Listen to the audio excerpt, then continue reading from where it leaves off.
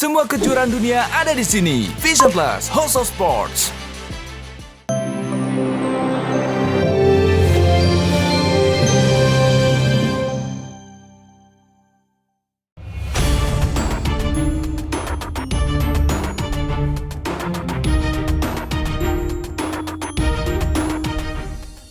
Pemirsa, Ola Ramlan akhirnya resmi bercerai dari Aufar Hutapea. Ya, setelah menjalani beberapa kali sidang, Senin 6 Juni, Pengadilan Agama Jakarta Selatan akhirnya mengabulkan gugatan cerai Ola. Dalam sidang perceraian, hak asuh anak jatuh ke tangan Ola, namun pihak Ola tak membatasi jika mantan suaminya ingin bertemu dengan anak-anaknya. Benarkah saat anak-anaknya dewasa, Ola membebaskan mereka untuk memilih untuk tinggal dengan dirinya atau Aufar? Jadi putusannya sudah keluar dan perceraiannya sudah diputus, ya sudah bercerai sah sesuai dengan hukum yang berlaku.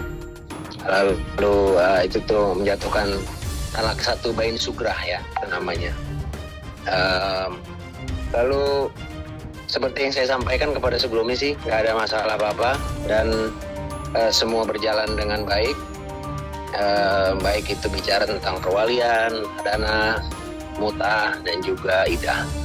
Semuanya tidak ada masalah dan dari kedua belah pihak juga oke dan fine aja.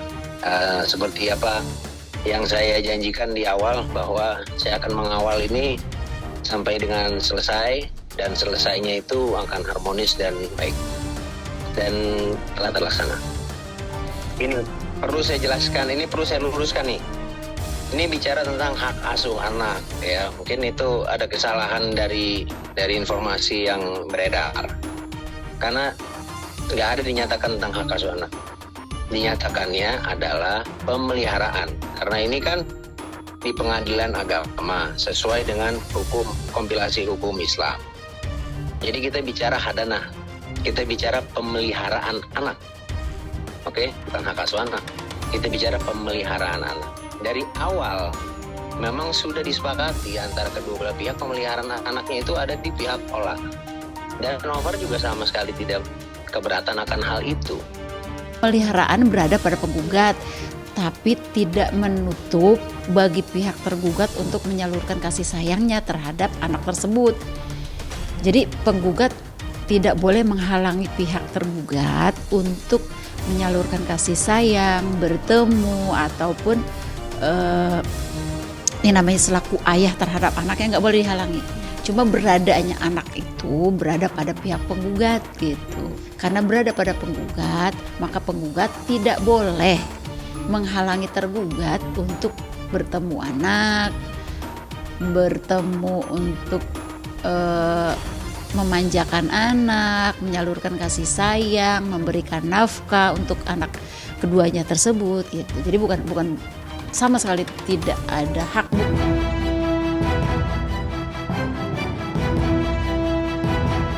Ya, untuk masalah hak asuh anak, Ola dan Aufar memang tak mempermasalahkan. Namun Aufar wajib memberikan uang nafkah untuk kedua anaknya sebesar 40 juta per bulan dan juga membayar uang mutah sebesar 40 juta dan masa idah sebesar 60 juta. Lantas benarkah Ola tak menuntut perihal harta gonogini? Udah dinyatakan kok, udah dinyatakan dan dari pihak tergugat juga nggak keberatan untuk menjalankan hal itu. Saya sudah juga bicara dengan kuasa hukumnya dan di dalam kesimpulan juga sudah kita sampaikan. Dari pihak tergugat pun juga saya baca kesimpulannya juga mereka setuju aja, nggak ada keberatan. Selama itu untuk anak akan diperjuangkan sebaik-baiknya oleh pihak tergugat, yaitu adalah bapaknya. Jadi untuk hadanah ya, pemeliharaan anak itu memang nilainya sudah ditentukan dan sudah disampaikan bahwa dia akan menyanggupinya gitu. Tapi itu semua kan kembali kepada kesanggupan para pihak begitu Mbak. Dan untuk melakukan dan melaksanakan hal tersebut, mekanismenya ya itu nanti antara bagaimana baiknya itu antara pihak Ola dan pihak Aufarnya.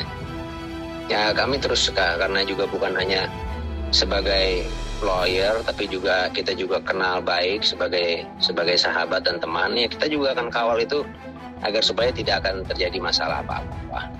Dalam hal ini tidak ada penggugat mengajukan gugatan mengenai harta gono gini. Jadi yang dituntut oleh penggugat antara lain tadi perceraian, biaya pemeliharaan anak, pengasuhan anak, dan akibat perceraian. Untuk nafkah anak per bulan dikabulkan oleh majelis hakim yaitu sejumlah 40 juta rupiah.